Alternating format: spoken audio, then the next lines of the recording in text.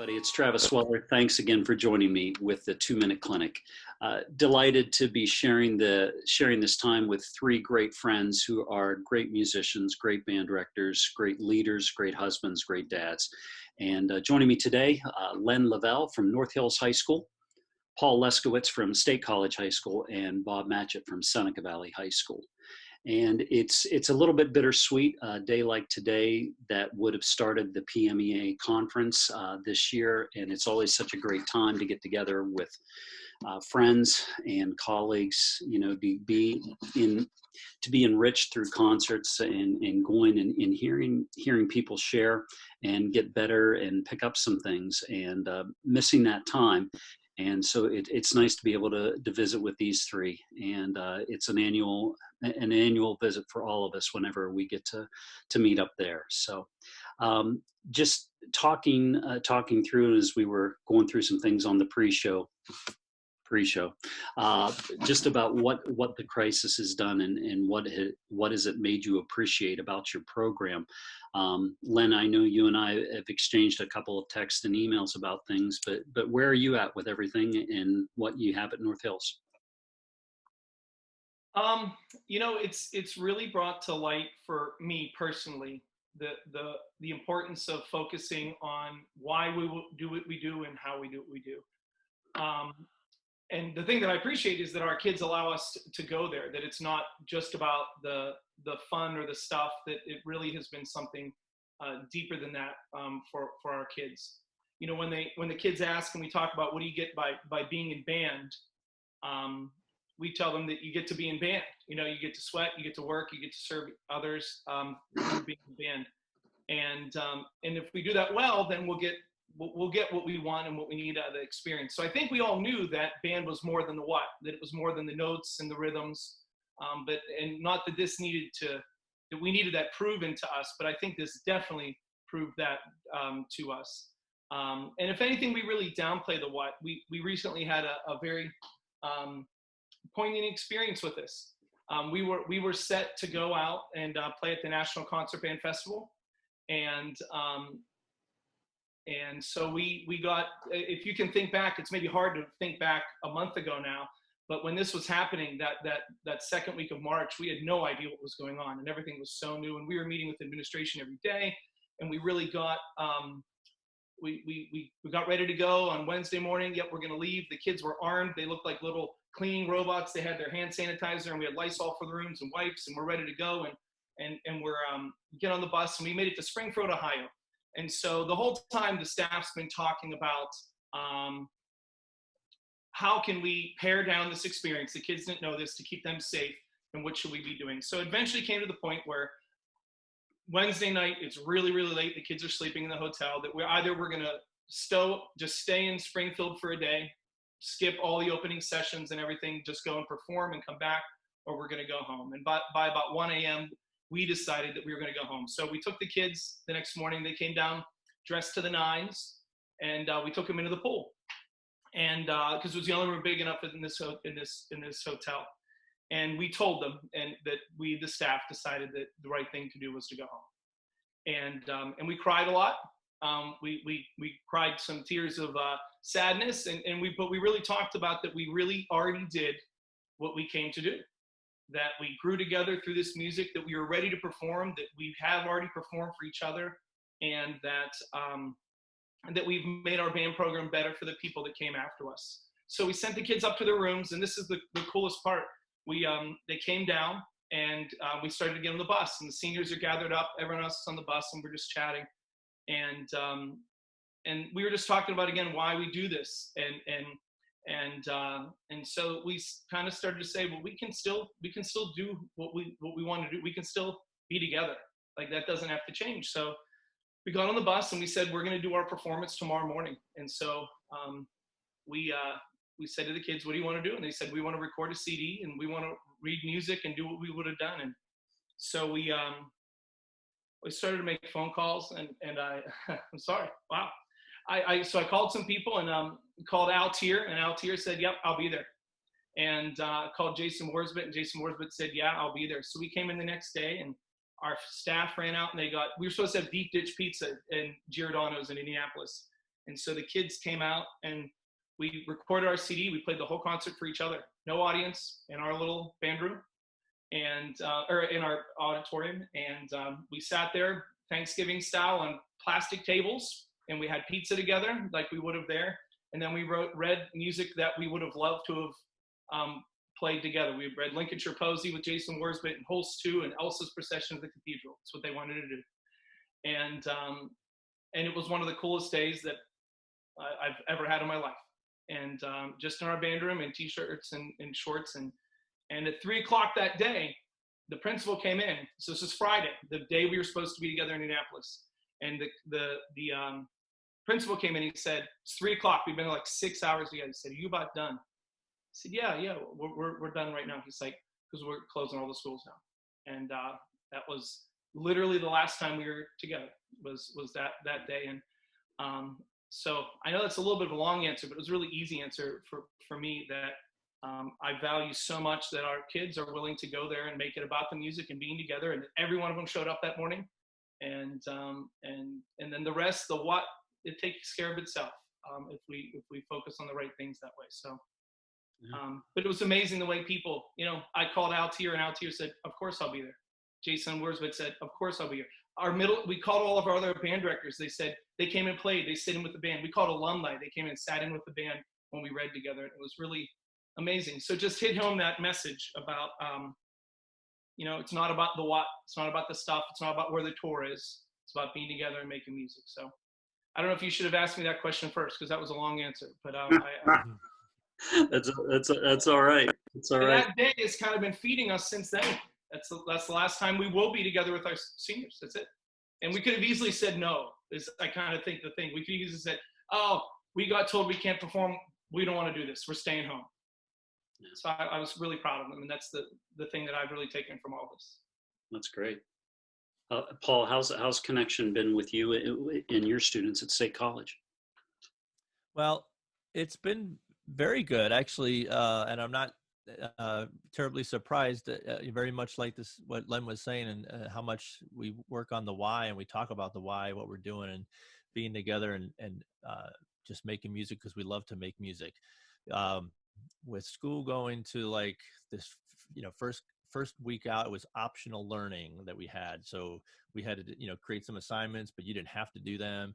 And then after that, it was required learning from here on out. And so we tapped into smart music as a way to get kids just to play with some kind of recording on, and some of them had band pieces in there. So, we could do that. I'm like, all right, this seems like the best thing because it was very quick that we were not going to be able to do a Zoom ensemble rehearsal or anything like that, for that matter.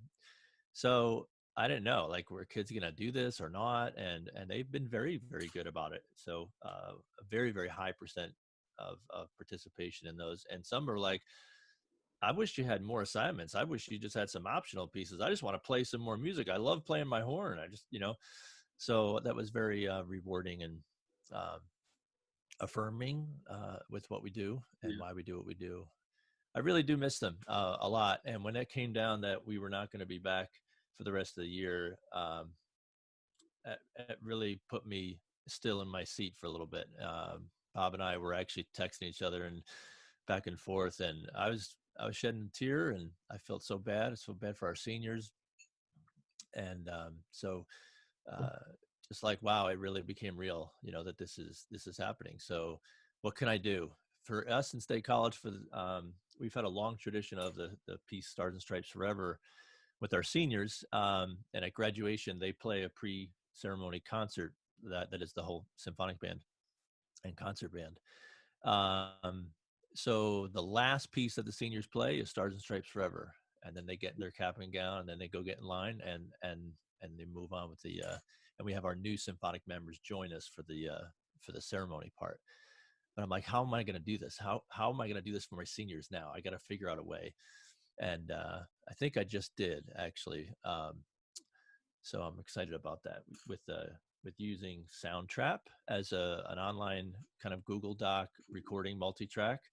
And then someone just tapped into this idea about using Zoom to capture the videos mute everybody and then just have them play along to the recording that they would have made ahead of time. And so kind of a lip sync thing. Kind of a workaround to the Final Cut Pro that you see in those really high quality videos out there of virtual bands and stuff. So I think I'm going to do something like that for the group in that way. But I've always appreciated the ensemble aspect of making music, and I don't think I've appreciated it more now than ever. We've always known that. We've always valued it, the togetherness. But honestly, I think I took it for granted more than I ever realized how much.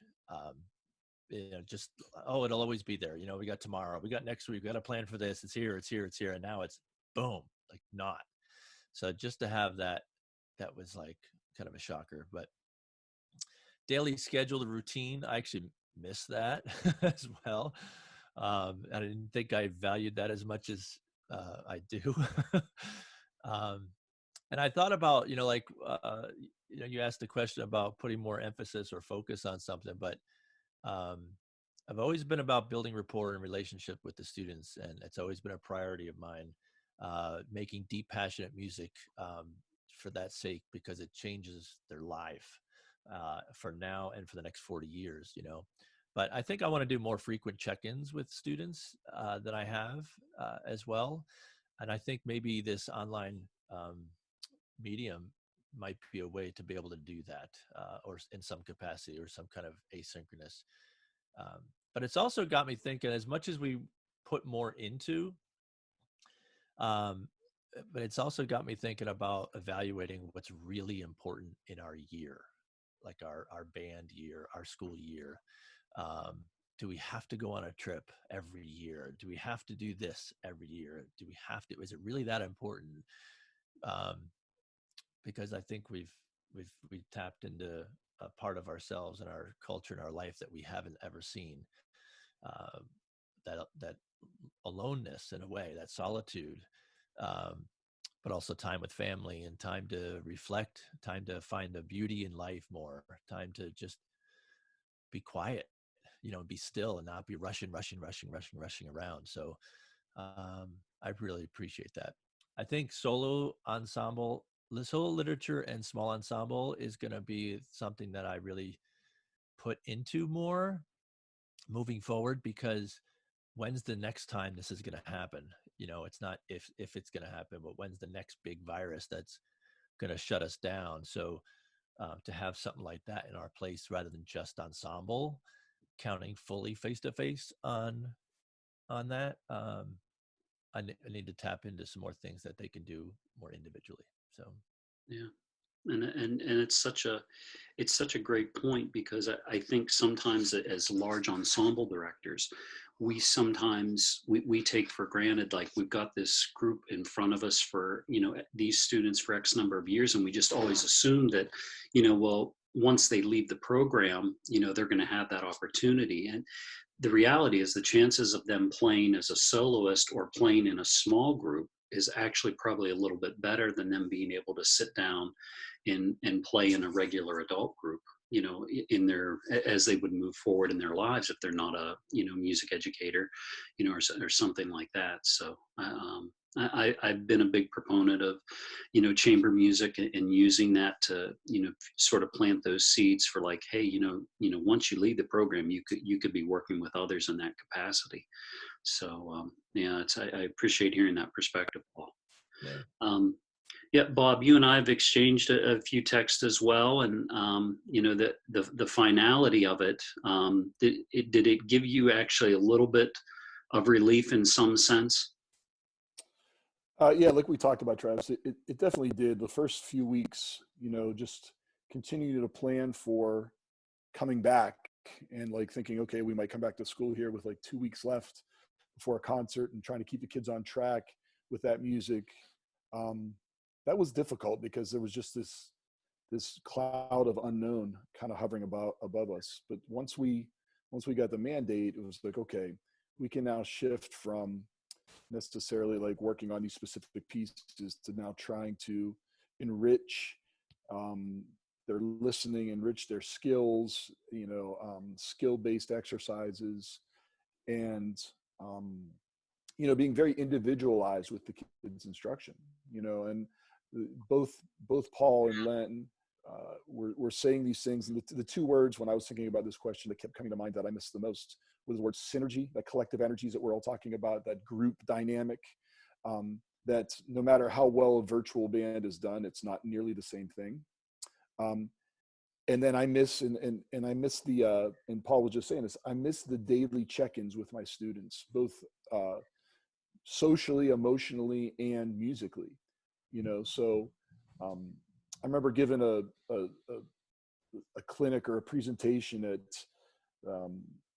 the IU years ago, and just about, choosing literature for your bands. And when I got done, a colleague came up to me and said, if I broke down the essence of what you're saying is like, you've got to know your students. You've got to know each individual student. I'm like, yeah, exactly. And this distance learning thing makes that a little bit tougher because, you can't read the room as easily. So like when I'm meeting with my entire wind ensemble on a Zoom meeting like this, it's hard to read their facial expressions. It's hard to read, gauge the temperature of the room by the things you're asking them. And I miss being able to do that, so like when you're working on a piece of music, whether the students like it or not, sometimes you have to realize, okay, do I need to sell this piece to the kids a little better than I am to get them to buy in, right. And some of the concepts and some of the thinking outside of the box kind of things that I'm trying to do with my students, as I'm proposing it to them, and they have their mics muted and whatnot, I can't really pick up on the vibe of whether or not they're digging it or not. They're, as Paul said, I mean, the percentage of students that are doing the assignments is extremely high. And actually it's almost 100% every time. But, trying to get them to perform right now in a way that is meaningful for them.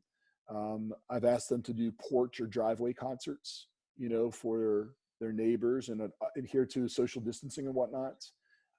But some of them were very non-receptive to that. And it kind of caught me off guard because to me, it was like, oh man, this would be great. They can play along with demo recordings and they can play along with, just fun pieces that they like, for their little kid neighbors and whatnot. And I was just surprised to hear that some of my students, that their parents have not let them out of the house yet. Like students that are 17 and 18 years old and they're like, yeah, my parents won't let me leave the home. And I was like, oh, okay. Yeah. I was like, not even in your yard. They're like, nope. I was really taken back by that. I'm not saying that's the wrong decision. I was just taken back. And so like, I had to adapt.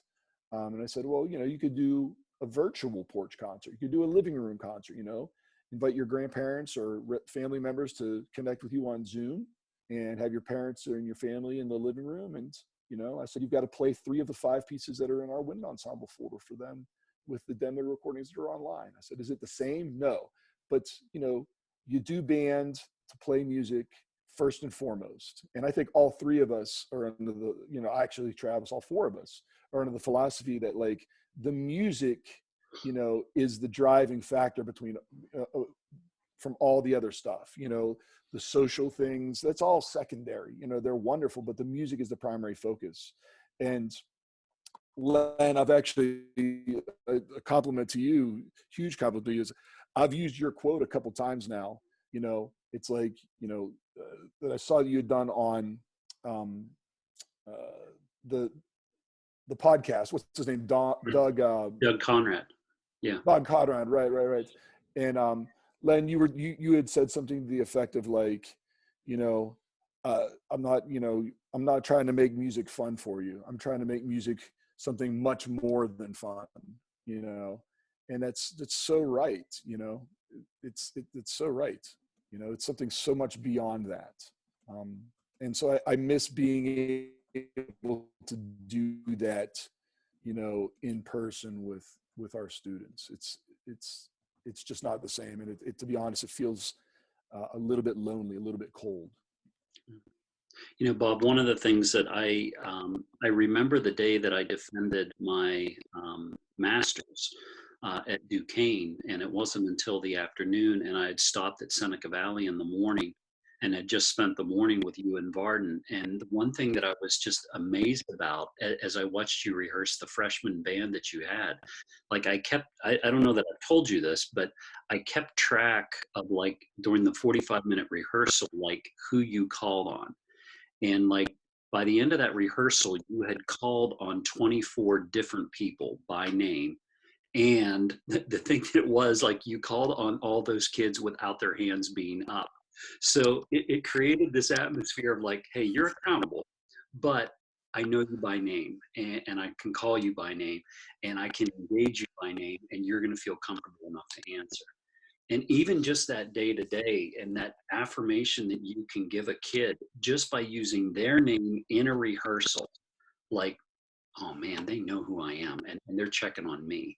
And it's so, and I totally get where, each of you are with that. And I guess, Bob, the other part of that I think is important, and Paul, I heard it from you, and when I hear it from you is, um, the music first decision. Let's find the best possible stuff that we have to put in front of our students that are going to create a great musical experience, going to challenge them as musicians, but it's also going to expand it to much more than just a fun experience in band. There's going to be meaningful, emotional, artistic, pedagogical, and life decisions of, this is why I chose this, and this is why we're going to learn, and this is how we're going to grow. And I appreciate hearing that from each of you in very different ways, but it's that underlying current is there. In terms of looking forward, and I know we just touched upon this a little bit, and Paul, if it's okay, I'll bounce it to you first. As we look at that, the next couple of months, and we look at the next couple of school years, what are the things that you're going to be keeping an eye on? What are you concerned about? Well, we've said it before. I think Bob said it with retention and the younger folks. Trying to reach to as many of those younger folks as possible. The middle school students, those elementary students. Try to connect our high school kids with them more than we normally would. I think that's going to be that. Keeping them. Keeping the why of why we do what we do pretty strong, but we are going to come back together, and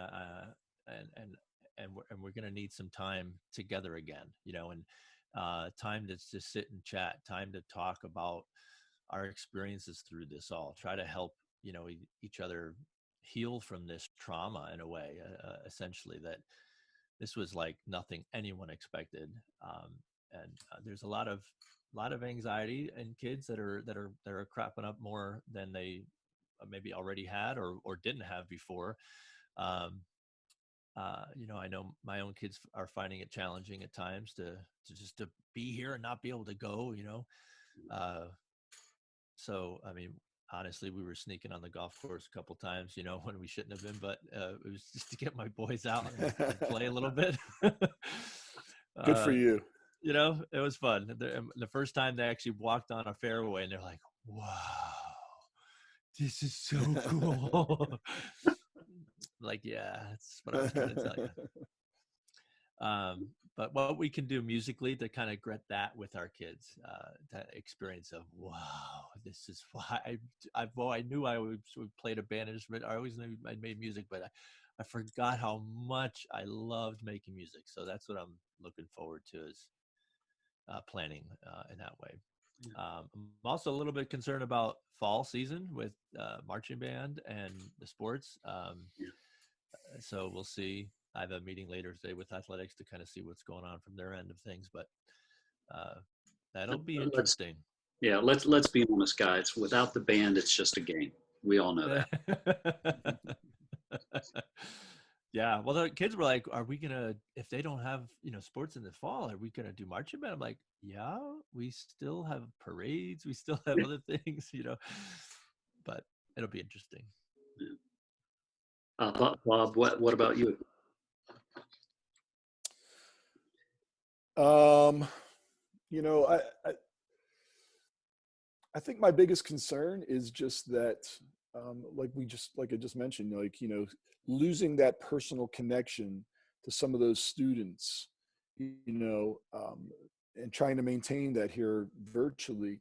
When we come back, you know, are there going to be some students that, because they haven't had this um, meaningful or as meaningful an experience in band or in music here for a much longer period of time, mentally, have they moved on to other things, or am I going to be able to re-engage them the same way that I left them? So I guess an example would be somebody that's maybe like a junior in high school, that, here their spring concert their junior year didn't happen. So they've kind of, moved on to some things. And over the summer here, they start, really starting to plan their future and figure out what college they're going to go to, and maybe start thinking about whether music's going to be part of their future beyond high school or not. Will we have lost some of the engagement of some of those kinds of students because of the time away? So I think my biggest concern is just, finding a way to pick up with them from an engagement standpoint where we left off. And that's something I'm really going to work really, really hard at. And then as I mentioned, and Paul picked up on, like, I think we're all concerned about this retention thing.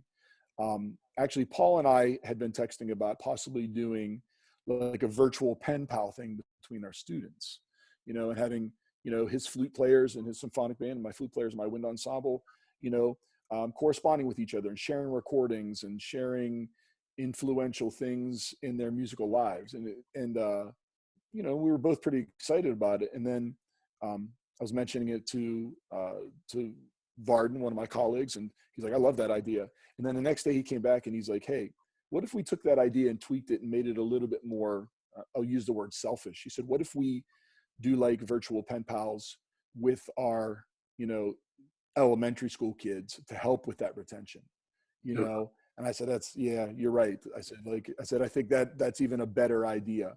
So that's where we kind of are with that, not to disregard the idea that I had with doing stuff with Paul's here.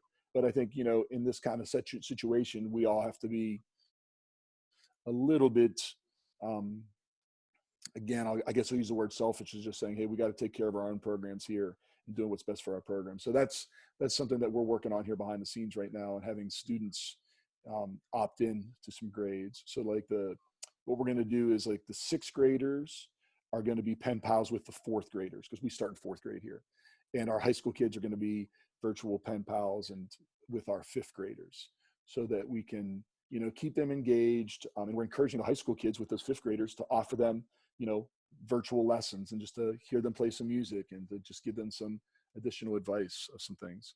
Man, which then leads. That's like, it's like that question. I remember when you came to work with my low brass one time, and you asked them, like, who is their role model? And Right. You're essentially like setting up some virtual role models, and it's easier for them to connect with that kid, because, like, oh, he's just 3 years older than me and he can do that. Well, I can do that, Right. And that's what we're hoping for. And then the last thing I'm concerned about, and I don't know how to combat this, and this is just part of the economics of this, is I think it's going to be tougher moving forward here to have students continuing private lessons, because a lot of families are going to be in an economic crunch, and so I think we're going to see the percentages. I just actually did a survey monkey with our students just yesterday about how many of you are taking private lessons, just to kind of get a baseline for where that's at.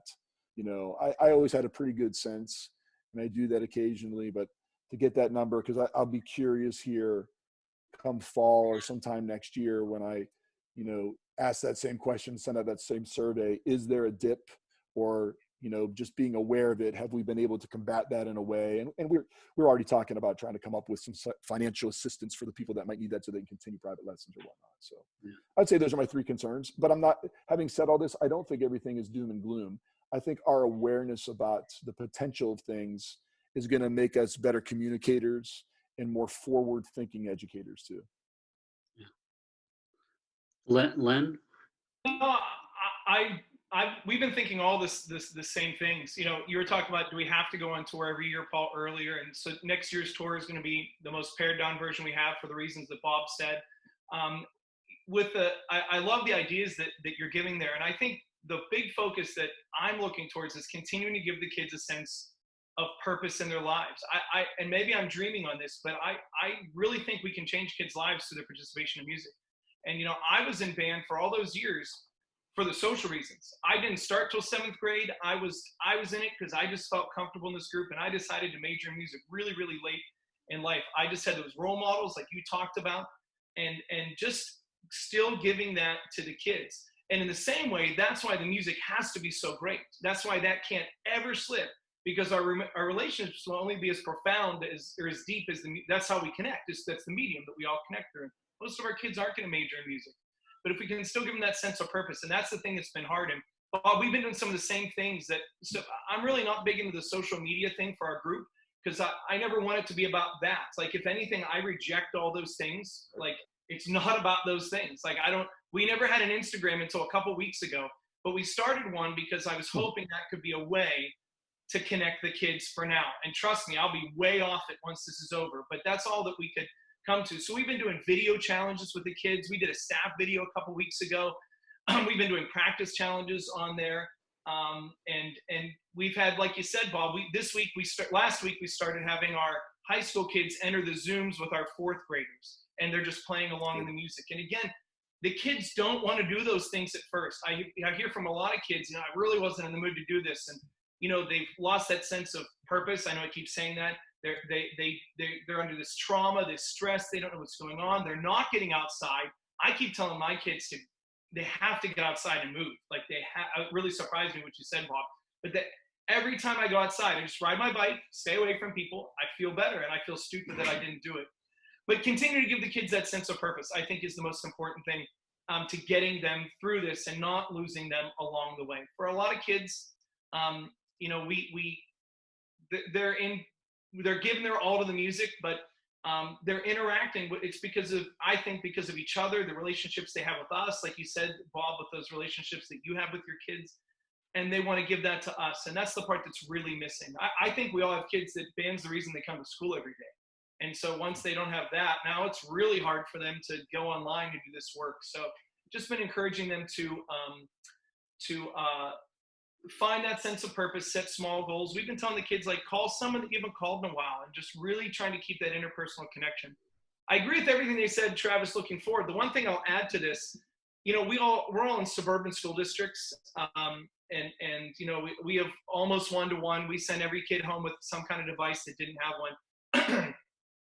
And one concern that I do have coming out of this, like you said, Travis, is, you know, our administrators nationally, music education nationally, you know, they're not going to be looking to target music necessarily, but they're going to be worried about the kids that are behind and things we lost and how do we catch up, and not directly wanting to limit experiences for kids, but just the pressures they're under of, okay, now we have PSSAs in 4th grade, what does that look like?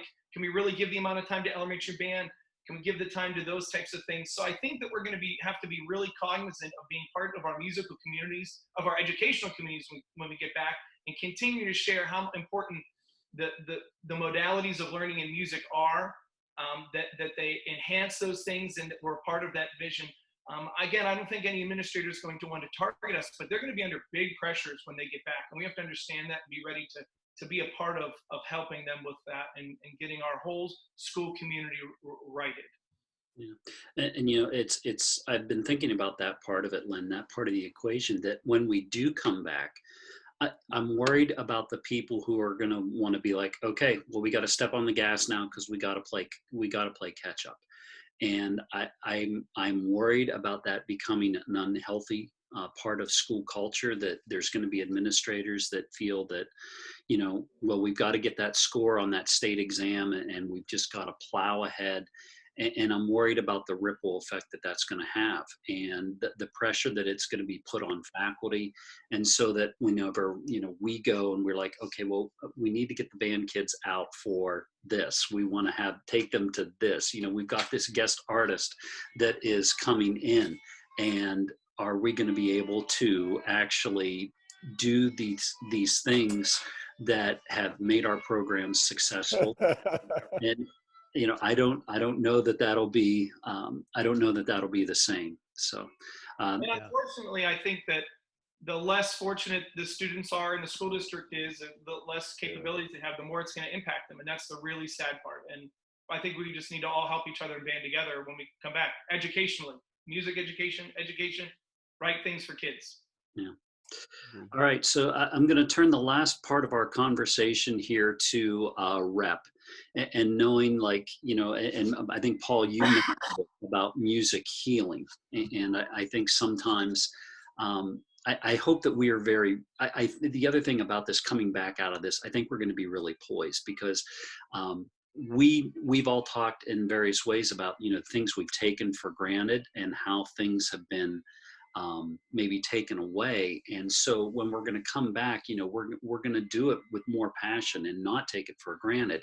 And I hope that the general society understands that, like, okay, when this went away, like, I lost connection to the arts and I really want that back.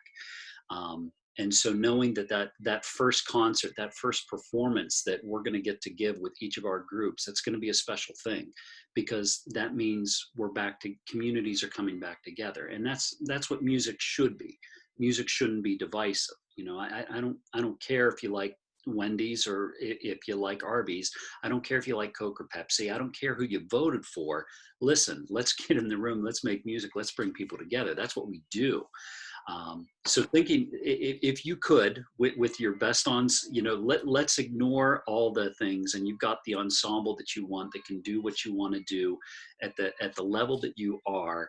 That first concert back, what would you include on your program, and what pieces would you program? Bob, well, I'll let you go first, because you're looking like you just really want to jump on this one right now. We had talked about this first, and I'm going to start by just sharing a very quick story. I'll make it brief, but when 9/11 happened and the horror that was that day, my wind ensemble meets the last period of the day, and we had American Elegy in the folder, and I think we had started school like maybe after Labor Day that year, so we hadn't been rehearsing for more than a week or whatnot. And I don't know how much we had even worked on the piece. And all the students came into the room, and obviously everybody was shell-shocked and just scared, and just the sense of like, it's just unbelievable what happened. We came into the room, and we did our warm-up, and we did our chorales and whatnot, and I just said, we need music to heal us right now. Let's just do our best here at sight reading and playing through this Frank DeKelly American Elegy. And it was one of the most poignant musical experiences of my life. I'm sure that from a quality standpoint, it was anything but great. But I remember getting done with that and looking at this bass clarinet player that was sitting directly in front of me, this very, very wonderful young lady, and just absolute tears streaming down her face as we're finishing this piece. And I'm tearing up and looking around the room, and I think probably 50% of the students, were crying by the time we got done, just playing through that work. It was such an emotional release for them. And so I think both the students and the performers are going to need the students and the audience are going to need those kind of things together. So like when it comes to literature that I think is going to do that, I think we're going to be looking at very emotional pieces. The piece that keeps coming to mind for me, and it's not out of the realm of any band's possibility, is the hymn song of Philip Bliss, "It Is Well With My Soul." And so that's one of those pieces that every time I play it, and to be honest, rarely do I do it with our top band. I feel very invested in a piece like that because of the spiritual nature, the spiritual nature of that piece, and the audience can relate to that too. And I know that all four of us on this right now are believing Christian men, and so like when we have spiritual works that have lyrics to it that are meaningful and connect with our Christian souls, I think that that's really something that I think is really emotional. That's something that's very healing about it. I heal oftentimes the best through letting out a good musical cry, from letting out a good cry through music. You know, I'm a baby when it comes to that. My students see me cry way more than I am willing to admit because of musical things, you know, and it's not always the best sounding thing. It's the most real sounding stuff. It's the most stuff that feels the most real. So that was the one piece that just kept jumping up. And I have a list on my phone of things that I had written down, you know, that I thought were similar to that, energetic pieces and whatnot. But I'm just gonna answer the question just with that. I'm just gonna say, like, you know, if I could do just sort of that one thing that I think would heal the performer and heal the audience simultaneously, it would be something like that. Yeah. Len, I'm curious to know, like, if any of those pieces were the ones that you were working on for the concert band festival. Well, I could just say exactly what Bob said is my answer. I mean, to the T. I swear to you, Bob. First two pieces on my list, American Elegy, and I said to myself, why American Elegy? Because it was written for Columbine, and that's Right. a horrible thing. But I'm thinking about, and then, you know, just those sweat bombarding, and you know that I think he writes something like it's an expression of hope, and that's what the Kelly writes that in the piece, and that whole piece, offstage trumpet, everything, it just embodies that hope. And the second one, and I swear to you, was Hymn Song of Philip Bliss. And you know, we did it with our top band a couple years ago at PMEA, and I know you were at that concert. And I don't know about for me, like, so many pieces after doing this I associate them with people and kids. And like, you know, when I think of a certain piece, you know, when I think of Hymn to the Blue Hour, Maddie's sitting here and Brooke is sitting here. And I think it would be that way for me forever. Right. And you know, when I think of Hymn Song to Philip Bliss, and this is go back to how much we're missing our kids, those connections. Aiden, the horn soloist, she's sitting right over there. And the kids that year, that out of all the pieces we did, and we did some high octane type pieces, at the last concert, Bob, they framed the lyrics to the It Is Well With My Soul, to the hymn, and that hangs in my office from that year. And that is what I remember from that whole experience. And it's just, yeah, it's, your answer was spot on to everything that I would have said. And and a lot of the pieces that I really came up with first when I thought about this, they were all lyrical pieces. And I said to myself, well, this doesn't work. I don't think we can do a concert that has 7 lyrical pieces. But that's, you know, I wanted to do Irish tune. You know, I wanted those pieces that have those moments that just, I don't know about you, but I call it this musical sigh, where you just feel it is well. Everything is going to be okay. And sometimes it happens it happens in the whole second suite at that moment in the last movement, you know, when it all comes together, and just, it happens even in Korean folk song at that moment when it all comes together, and just, you know, all those, but I swear to you, Bob, and it's a cool thing. And I think that's why, even though we don't spend a horrible amount of time together, I've listened to your podcast with Doug Conrad, and I quote things out of yours all the time. The 4 quadrants of people, and I try to be that high energy and that high content person myself to that. That means a lot to me. I've shared that with your name so many times, but I think that's just so cool. Bob's answer is my answer, Travis. All right. Paul, to run the risk of he stole my answer, I'll let you play that card if you want, but you're always welcome to your own stuff. Well, I have some of that answer, to be honest. Irish tune was on my list, absolutely, for the very same reasons Len was saying. And oddly enough, Sheltering Sky came to mind pretty right away, because of the tension and release so much in that piece, that, like, those musical sighs, the pain that we've been dealing with, but then the release of coming back together, so that sense of healing in a way from the pain. O Magnum Mysterium, as well, and then Children's March is in my realm here, because I'm thinking the innocence and the beauty and the pure joy of that piece. You know, like, this is, and it really started making me, and my wife and I were talking about this over dinner last night, of beauty in music and beauty in our world, beauty in our culture, and how, you know, this is perhaps maybe a new renaissance of our culture, of bringing beauty, an opportunity for that. You know, you think about the Renaissance time and Baroque, and there was probably a lot of bad pieces written, and composed and performed, and it just went away because it was bad, and what survived was really the good stuff. And over time that has happened, and continue on through. But, maybe maybe this is that time now, like all those really bad pieces just need to go away. And we need to have this rebirth of just beautiful, awe-inspiring music. And these are certainly, in my humble opinion, some examples of it. October, this past fall, we did both October and O Magnum, and there were moments like, man, it was the most odd, it was the oddest thing, because it was like, I don't know, warm up, the way this class started, kids were just kind of checked in, and the tuning process wasn't maybe the best or whatever. It was kind of an odd thing. And then we were playing this music, and it was like, whoa, I mean, hairs on my head, just crying, I'm bawling. I'm like, that's what we're talking about, and they just happen at sometimes the least expected moments that, and anyway, those are some of my answers. But yeah, I'm glad you brought in an Irish tune as well. Philip Bliss, yeah, all those reasons too. That's just beautiful. American Elegy was on my list, so I'm not gonna deny that. It was. And of course, American Visions.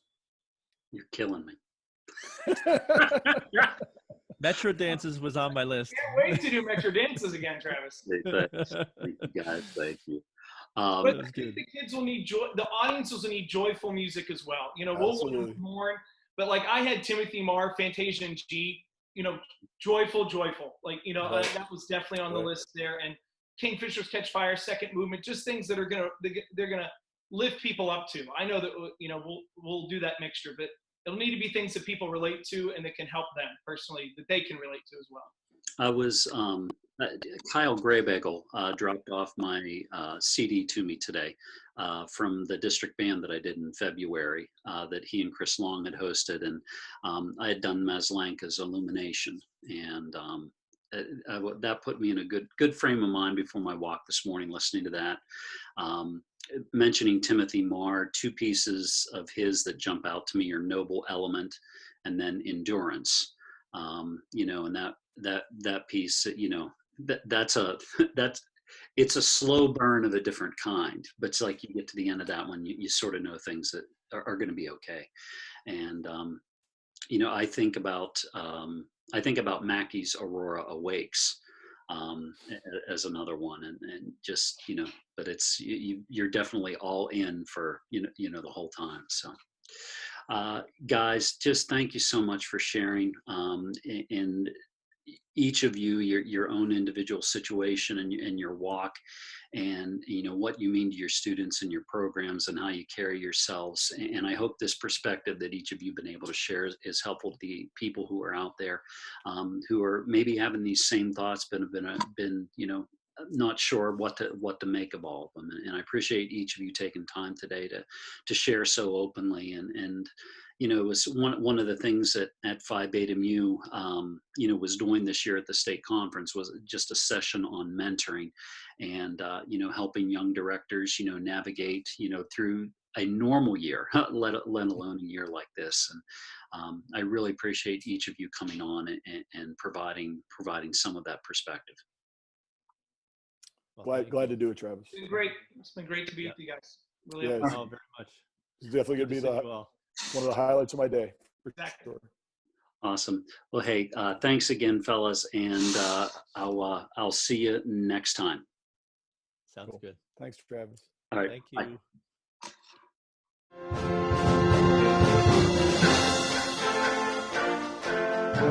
you.